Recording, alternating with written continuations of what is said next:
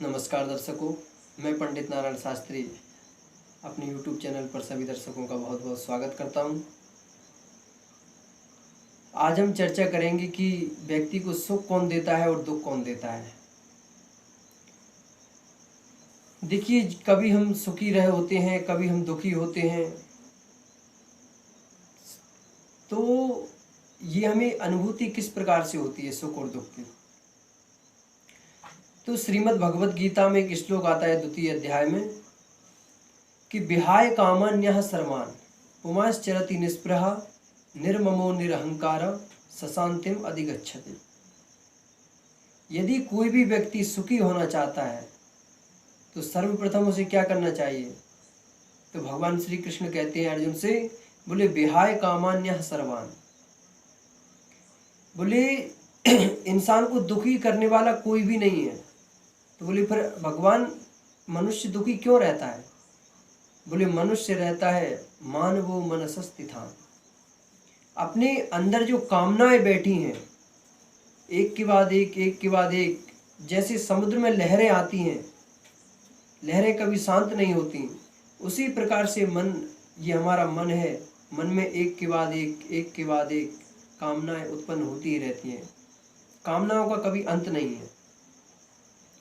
तो भगवान कहते हैं कि विहाय कामान्यः सर्वान् पुमांश्चरति निस्पृहा।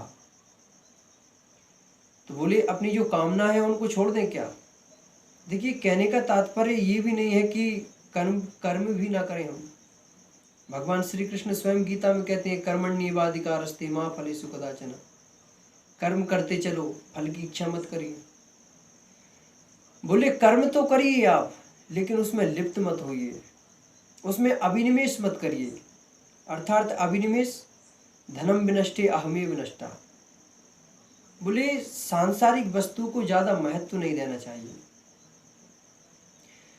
तो हमें दुखी करने वाली है तो सब हमारी कामनाएं। जिस दिन यदि व्यक्ति कामनाओं से ऊपर उठ गया तो मानिए उसने परमात्मा को पा लिया।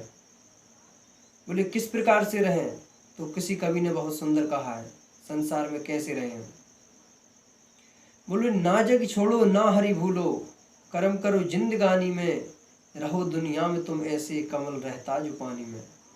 आपने कमल को देखा होगा जल में, तो कमल के पुष्प पर एक बूंद भी जल की ठहरती नहीं है, और कमल का जो पुष्प होता है वो जल में रहता है। तो इस प्रकार से हम संसार में तो रहें, कहने का तात्पर्य है हम संसार में रहें, लेकिन संसार हमारे अंदर नहीं होना चाहिए। और जिस दिन हमारी ये प्रवृत्ति बन गई, हमारी ये स्वभाव बन गया, उसी दिन हम ईश्वर को प्राप्त कर लेंगे, उसी दिन हम सिद्ध हो जाएंगे। लेकिन ये होना बहुत मुश्किल है। क्यों? क्योंकि हमारा मन चंचल है।